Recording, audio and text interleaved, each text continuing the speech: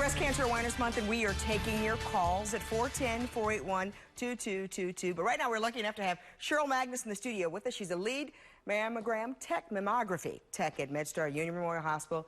Thank you so much for joining us. Thanks for having me. We've got a lot of questions, people calling in next door and asking questions about mammograms. You and I know some of the answers to these, but we're going to answer for our viewers. Alrighty. Is the mammogram going to be painful? Most women have a certain amount of tenderness. It's pretty much individual.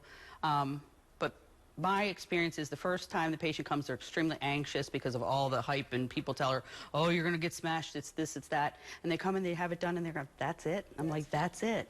And they're like, you're kidding me. I put this off all this time, and that's it. A lot of it's that anxiety. Yeah.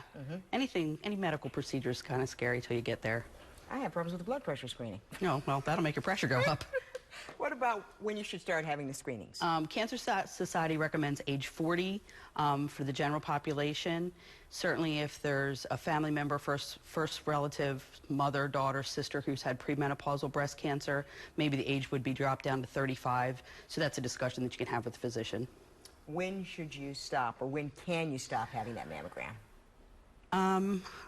My idea is patients that are in a nursing facility that have many physical limitations and many medical problems, that the result of their mammogram is not going to change their care one way or the other.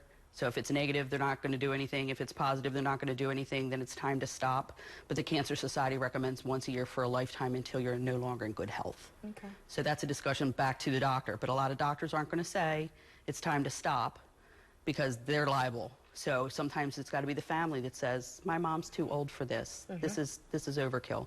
But women in their 80s are much more likely to get breast cancer than women in their 50s. Okay. So if they're in good health, they should continue. You always hear this when you make your appointment. Don't wear any deodorant. Why can't I wear deodorant? Well, it's not because we like you stinky. Deodorant contains aluminum and zinc. Those things are metallic. And at the low exposure X-ray, the X-ray doesn't penetrate metal, so it gets concentrated down in the pores, and it shows up like little white specks on the mammogram.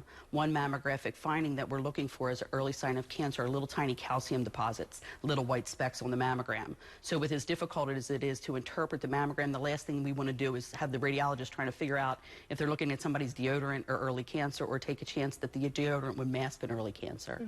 If I get a call back, does that necessarily mean that I have cancer? Not at all. Cancer screening is exactly that. It's cancer screening. The mammograms are compared one exam to the next exam. If there's a subtle change that catches the doctor's eye that may be something abnormal, we'd certainly rather call you back and say there's a subtle abnormality, we need extra pictures, possibly an ultrasound, to figure it out. So just better safe than sorry. Exactly. And we are screening for cancer. So when women come back, a lot of times they believe that the mammogram was poor quality, that the mammogram didn't turn out right. So it's not that it didn't turn out right, it's that there's something there that might be a cancer. And a lot of women get nervous or scared, and they don't follow up. And then they show up 4 or 6 months later, and if it's the same or if it goes away, they live with all that anxiety for all that time.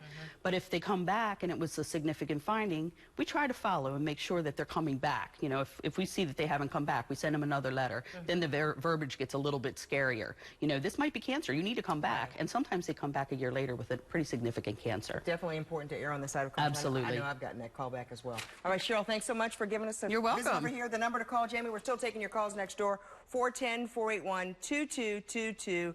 Our experts are going to be there till 6:30, so get some of your questions answered. All right, Kelly. No flu missed.